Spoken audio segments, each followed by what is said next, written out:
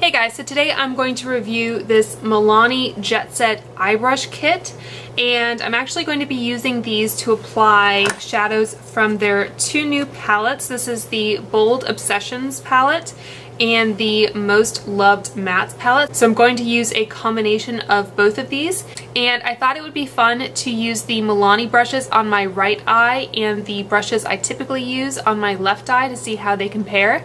So if that sounds interesting to you, please stay tuned. I would really appreciate it if you aren't already subscribed to please do so and help me reach my goal of hitting 1,000 subscribers. Alright, let's get into the video. So I've seen some reviews from Emily Noel and Jessica Braun about how great these are, but I haven't seen anyone review these brushes. And I actually received these for free when I purchased these palettes from the Milani website. This is a 3-piece travel set that has a crease brush, an all-over shadow brush, and a blending brush. I have been playing with these a little bit, both the shadows and the brushes, so I feel like I can give you an informed review. So these retail for $14 on the Milani website, and you can also purchase each of these brushes in the full size for $8. And these are synthetic bristles, so it's a cruelty-free product. And I have to say, I was really impressed by the packaging for a drugstore brand. It comes in this hard outer box, and then you slide this out.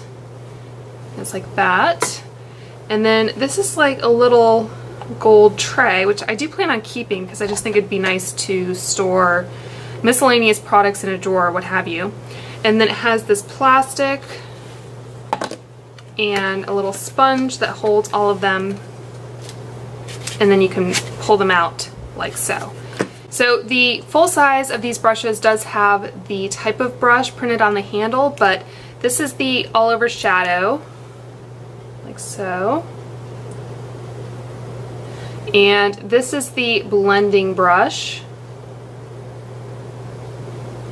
And then this is the crease brush. And just to give you some sort of reference on the size, this is the Wayne Goss number 3 brush, kind of a, I guess, typical brush length. And that is the size comparison on the handle. So I think they're definitely usable. This is the Sigma E25, and I'm lining up the top of the ferrule. And that one's a bit longer.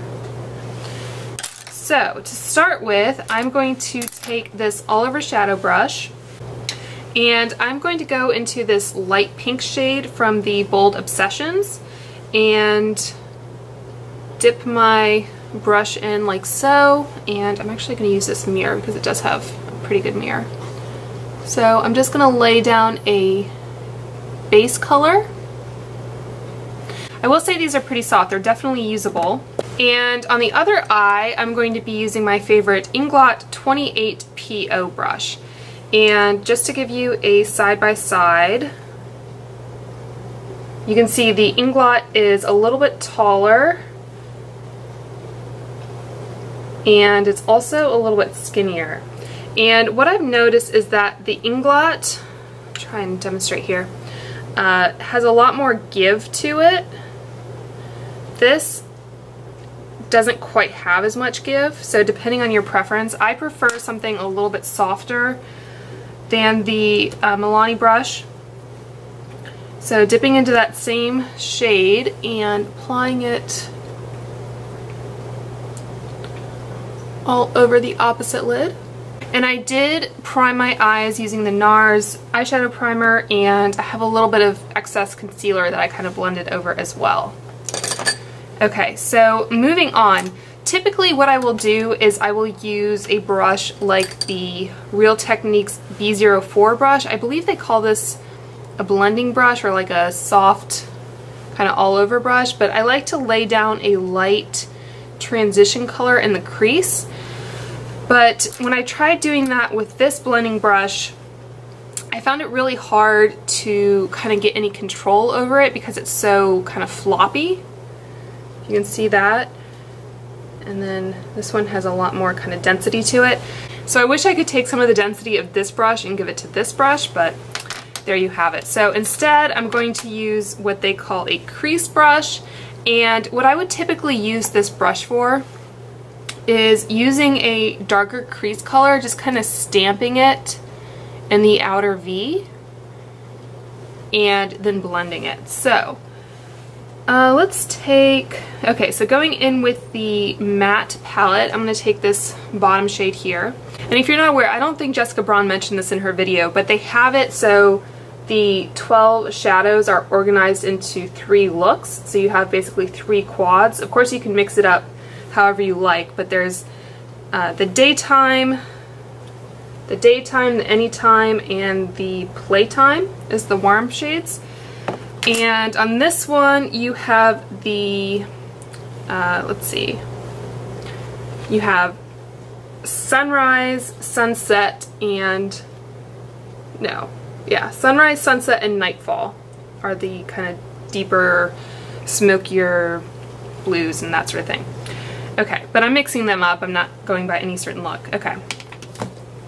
So going back into that shade I showed you, I'm going to take this and just kind of tap it in like so. And I'm just gonna, so you can see how pigmented those are. So this is a bit of a smaller brush. I think if you have kind of semi-hooded lids like I do, you'll like it. And you can see you definitely need some sort of blending action going on in that outer corner. So I don't typically use a brush like this. What I will usually do, like I said, I will use kind of that B04 brush and go in with a softer crease color. I might go ahead and do that anyway. So I'm going to do this B04 and go into this slightly lighter shade here and tap that and kind of tilt my head back so I get kind of underneath that, what's it called? The eye socket. I don't know if it's the orbital bone or something like that. So that just kind of helps build up the color a little bit.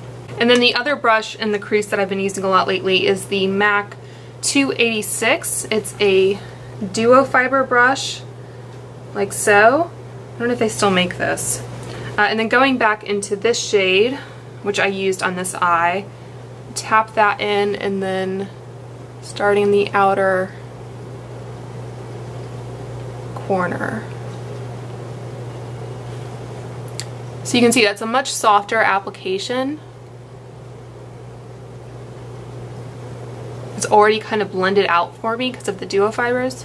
Alright, and then I'm going to take the blending brush on the Milani side, and I'm going to use that brush that I used, the B04. This might be kind of too dark for this application. And for me, this is just a little floppy, to be honest. I don't know if you can see that. I guess I would rather have something with a little bit more control on it, and especially since you have a shorter handle. So if you want to apply more pressure and have your eyeshadow go on more densely, you will hold the brush closer to the actual hairs, and if you want lighter pressure and more of a diffused application, you hold it towards the end. But with these kind of travel sizes, you can't really do that. Alright, I'm going to go into this lightest kind of bone shade on that same brush. So the shadows do blend very well, but it is taking me more work on this side just because of the brushes I used, and granted that might be in part because I'm not as used to these brushes.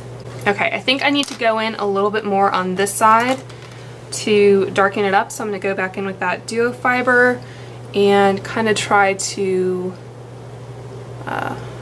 replicate what's going on this side.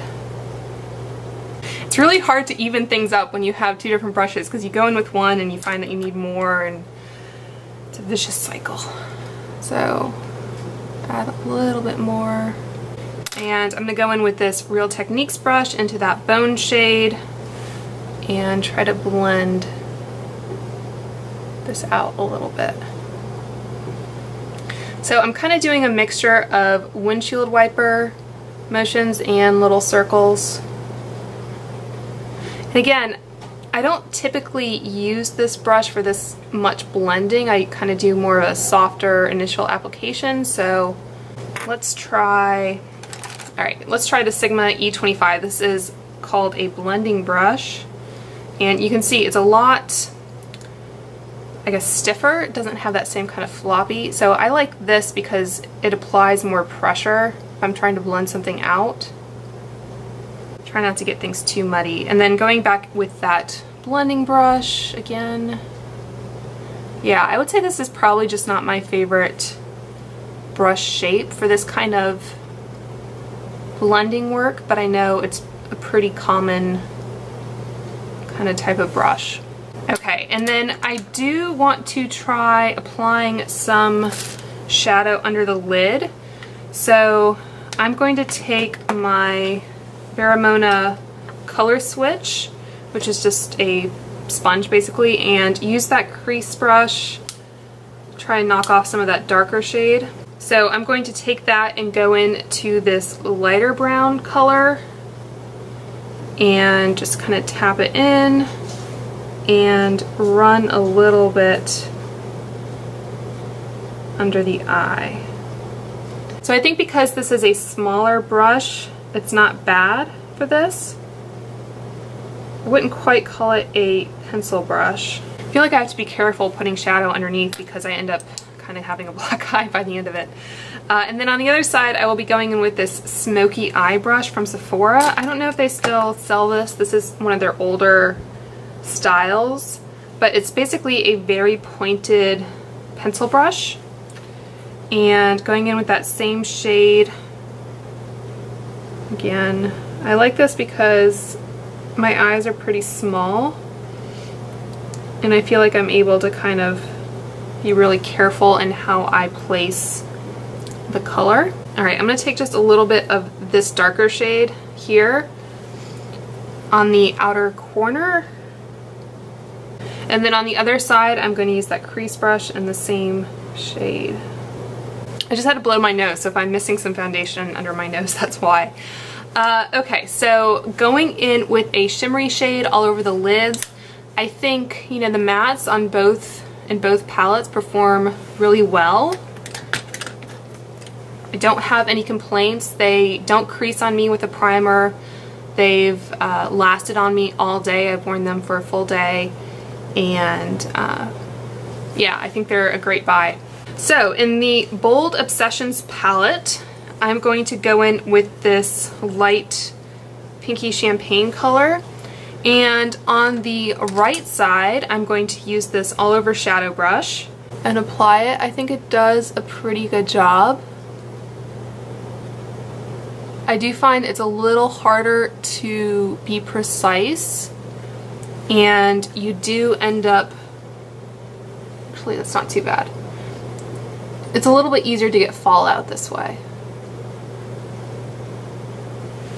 So I'm also going to try wetting the brush using some Fix Plus because this is a metallic shade.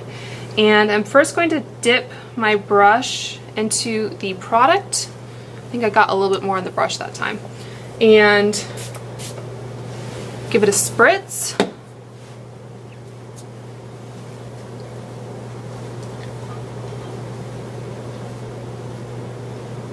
And I think it does help a little bit. I am getting some fallout. Okay, so I'm just going to use this big Real Techniques E01 brush. And I filmed a video on these Real Techniques brushes. I was really curious about them because they're marketed as being faux blue swirl. They're synthetic, but they're meant to replicate a blue swirl brush like the Wayne Goss ones are. But anyway, I've ended up liking them and using them a lot more than I thought I would. Going back into that shimmery shade, I'm actually going to use my ring finger and apply it using my finger. So you can see how much more intense and foiled it is. I ended up getting a little bit on the inner corner. That's okay. So I like using my finger for shadows like this. If you really don't want to use your finger, like if you have long nails, you can also try using a sponge tip applicator, like the old school ones that come in drugstore palettes. So I think that look, that eye, is a lot more intense using my finger. And I think this type of eyeshadow formula applies better with your finger anyway. I use my finger to apply the Makeup Geek foiled shadows, which I just want to compare a little bit. So getting more on my finger, and I will also swatch the Makeup Geek shadow in Whimsical and the shadow in Starry Eyed. So ring finger is Milani, Whimsical is my middle finger, and then my pointer finger is Starry Eyed. So I think there is a definite color difference, but they have that kind of really foiled metallic look to them. So for 20 bucks, let's see, the Makeup Geek shadows are 1.8 grams each, and the Milani are 1 gram. So they're not quite as big, but if you don't tend to go through eyeshadows, that might not matter to you. And the foiled shadows from Makeup Geek, last time I checked, are about $10 a piece. So for the price of 2 of the Makeup Geek foiled shades, you can get this palette, which has a mix of matte and shimmer. It has cool tones, it has warm tones, it has more neutral tones. It has a big mirror that does actually stay up, so I think this is definitely worth looking into. I've even seen it for $15, which would be an even better value. So if you like this kind of metallic look over your eyes, I think it's definitely a good palette to pick up. So the palettes are a definite win for me. I would say definitely look into those. The brushes I'm not as crazy about. I think they're good for travel brushes if you just want a spare set to put in your makeup bag, or if you have like a makeup go bag if you travel a lot. But these two will definitely not replace my Inglot 28PO and my Real Techniques and MAC brushes that I use. This, if you want that really kind of intense crease application, is a good shape. But I do already have some brushes like this in my collection. This is the Inglot 80 HP, which is even smaller, kind of similar shape. That'll show up, but a little bit more tapered and a smaller diameter. And on the other hand, this is the Sonia Kashuk, I don't know what you're called.